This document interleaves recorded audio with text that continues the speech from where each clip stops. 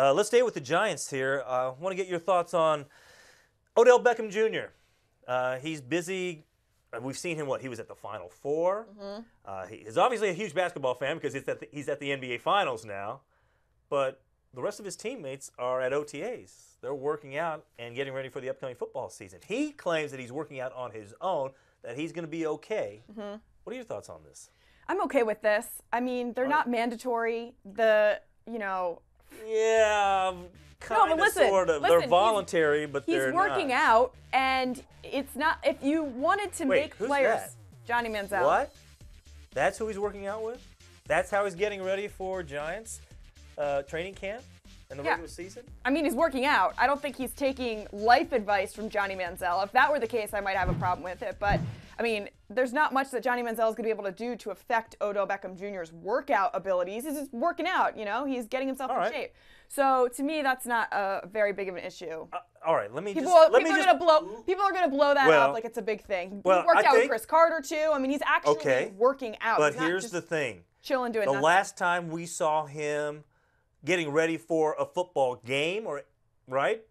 Anything football related, it was on that boat out down in Miami. Well, the optics of that didn't look good. Right. This, to me, isn't a problem of optics. And then he didn't play very well in the playoff game against the Packers. That's what I'm saying. So coming off that, shouldn't you maybe show up for the first week of OTAs before you go work out with Johnny Manziel? He's not going to change. He's not going to then become this, button-up type of player who does everything by the Bible like you want him to. The reason that he is a flashy and, very emotional player, and the reason he's so successful in using all of that to be able to fuel his play is because that's the type of player he is. Once you start neutering him, it's going to be a totally different Odell Beckham Jr.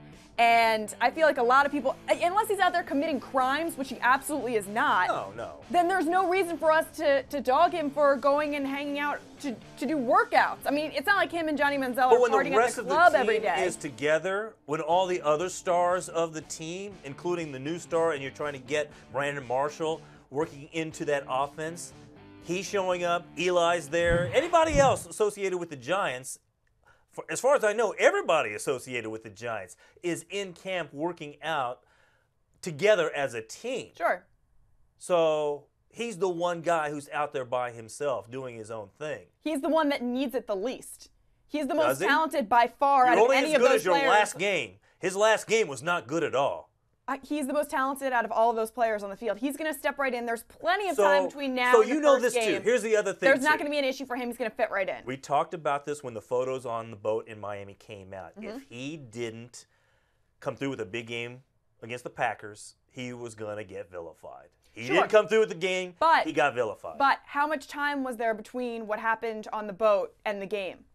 A very short amount of time. In fact, while he was supposed to be prepping for that big game, I don't think anything that happened in Miami had anything to do with what happened against Green Bay. I'm not saying that it does, but that's the perception. And so when that happens, then don't you feel like he should go, at least show up for the first week and be there and just go through the motions if he has to, but be there. No. Be there with the team. No. This is off-season voluntary workouts. It's not voluntary, though. It's voluntary entitled, but it's not voluntary. It's 100% voluntary. That's why he's not there, because he doesn't have to be there. It's not voluntary. And I know let me tell you something. Let me tell you something. Right, if he played for the Redskins, would you feel the same way? I would feel the exact same way. And we've had players not show up for OTAs before, and guess what? Come game one, they've been fine because there's so much time between the two. Nobody, if he drops a pass game one, nobody is going to look back at his OTAs and say, he didn't show up for the first week of OTAs. Are you serious? No, they won't. It won't have anything to do with it. This will be months away. Understand, I agree. It has nothing to do with him dropping a pass perhaps on the third drive of game one. I get that. But that's not how it's going to be perceived and portrayed. They're going to go back to, well, see, that's what happens when you don't show up to OTAs. No, it won't. Oh, come on. No way. Come on. You remember the New York media. There's so much time in between. Let me tell you something. If he starts having a bad camp or for some reason he gets hurt or there are other storylines that could happen. That's the other thing, too. If he gets hurt, it may not have anything to do with working out with Johnny Manziel or going to the NBA Finals. But, again, that's going to be brought back to not being here this week? I think there's so much more time in between. There where he is. is going There to show up. is. He's going to be part of camp. He's going to be stellar. But there's also as a the best player on the responsibility team. as one of the faces of the franchise. I do believe that. Sure. As a leader, he should be there. But He that should doesn't be mean he has helping to go Brandon to a Marshall. voluntary He should be workout. going there just as a show of like teamwork and unity to go there and say, hey, Eli and I are going to help you get comfortable with this offense and learn this playbook, and we're going to do whatever we need to do so that when game one hits, when the first drive hits, we're ready to go down the field and score. Well, by the way, if Eli Manning is such a leader, why doesn't he call up Odell and say, hey, listen, it means a lot for you to be there. You need to be there. He's responsible as a member of that Giants He's a organization grown man. getting a paycheck. He should be there.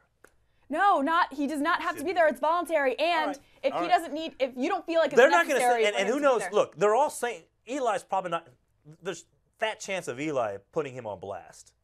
But he's probably thinking, you need to be in here. I'm saying call him in private if that's what you really, not put him on blast, not through the media like Ben McAdoo's doing. I'm saying, behind the scenes in private if that's what you really feel like is the issue. How do you know he hasn't? How do you know he hasn't? He says, no, man, I'm good. I mean, if that's the case, then they have a different issue there. But maybe there's a reason why he doesn't feel like he needs to be there. Obviously. I mean, we're not in his head. Yeah, well, no, I know. All right, we'll see. I'm just saying, he's setting himself up where he can get this brought back and thrown back into his face.